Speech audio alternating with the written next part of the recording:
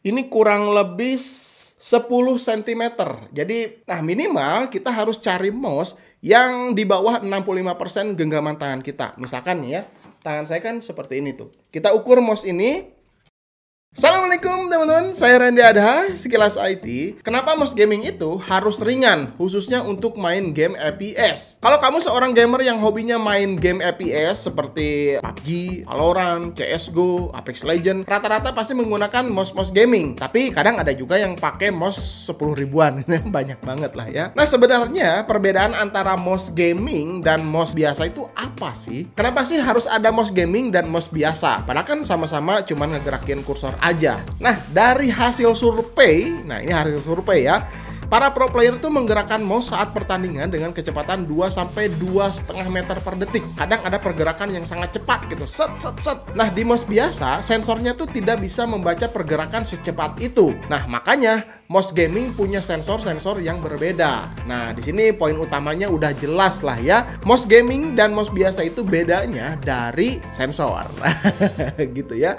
Lalu ada faktor lain lagi nih, yakni jenis sensor. Ada jenis optical sensor, ada juga sensor laser. Bedanya apa sih? Oke, sensor optikal di sini tuh diklaim lebih akurat dan lebih presisi dibandingkan sensor laser.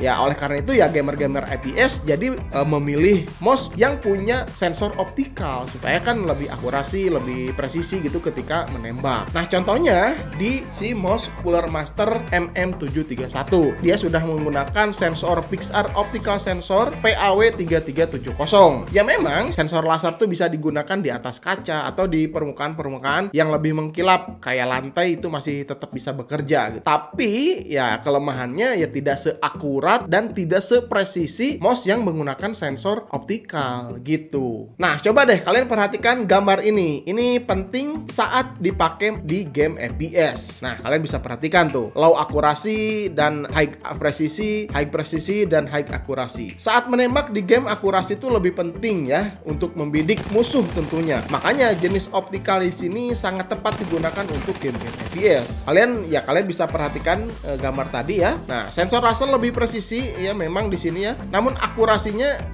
agak kurang aja gitu. Tapi kalau sensor optikal, nah ini lebih akurat, lebih presisi, sangat bagus. Makanya menjadi pilihan terbaik untuk game-game FPS gitu. Jadi kalian udah ada bayangan ya. Terus ada yang nanya lagi nih, Bang, gimana dengan DPI? Nah, DPI ini tuh semakin tinggi DPI bukan berarti semakin bagus performa si mouse ya. DPI itu tidak ada hubungannya sama sekali dengan akurasi dan presisi. DPI ini hanya resolusi sebuah sensor yang artinya semakin tinggi DPI maka semakin sensitif terhadap gerakan. Jadi kalau misalkan di rumah atau atlet e-sport pakai monitor yang 27 inch, nggak usah DPI yang sampai 20.000, 30.000 gitu, nggak usah. 12.000 ya, kurang lebih ini yang standarnya aja 12.000 ke bawah ini udah sangat cukup untuk digunakan di monitor yang kurang lebih 27 inch sampai 32 inch. Kecuali kalau kalian menggunakan 4 atau 3 monitor ya yang ukurannya besar-besar. Nah, DPI di sini sangat dibutuhkan untuk pergerakan yang lebih luas lah gitu ya. Jadi ingat, DPI ini memang tidak mempengaruhi untuk tingkat presisi dan tingkat akurasi ketika dipakai main game. Apalagi game-game FPS ya, game-game tembakan. Nah, terus ada pertanyaan menarik lagi nih. Para brand tuh kenapa sih pengen mouse-nya tuh semakin pada ringan gitu ya? Bahkan ada mouse yang dibolong-bolongin supaya bobotnya memang lebih ringan. Kenapa sih harus ada seperti itu gitu kan? Ya memang berat mouse ini tuh menjadi faktor penting ya selain sensor ya, khususnya di game-game FPS. Jika kamu menggunakan mouse yang berat saat membidik, ini tuh akan kurang akurat. Mouse yang lebih ringan berarti lebih sedikit energi yang dibutuhkan untuk menggerakkannya, serta lebih sedikit energi untuk menghentikan pergerakan mouse. Jadi coba aja nih, ketika kamu misalkan main game FPS yang biasa main game FPS pakai mouse yang berat. Ketika kalian penetrasi mouse seperti ini, mouse-nya berat, ketika menghentikan gerakan tuh seperti ada hentakan ya, karena beban si mouse-nya ini agak berat, jadi ya kurang presisi lah. Ya ini menurut survei aja ya, karena saya juga bukan pro player yang bisa menentukan, wah bener nih surveinya benar-benar akurat gitu. Enggak, karena ini pengalaman aja mungkin ya, udah banyak orang-orang yang main game-game FPS, terus dilakukan survei, ya hasilnya seperti itu. Nah, makanya di sini Cooler Master tuh mengeluarkan mouse yang sangat ringan sekali ya, 59 gram. Si MM731 ini punya berat 59 gram. Menjadi salah satu referensi mouse APS terbaik. Menggunakan sensor optical PIXAR PAW3370, terus tombol switch-nya menggunakan LK 2.0 yang bisa bertahan up to 70 juta klik ya. Nah, itu 70 kali juta klik dia nggak akan rusak ya. Jadi faktor penting untuk disebut mouse gaming udah ada kriterianya di si MM731. Sebetulnya ya ini tergantung juga dengan selera orang ya.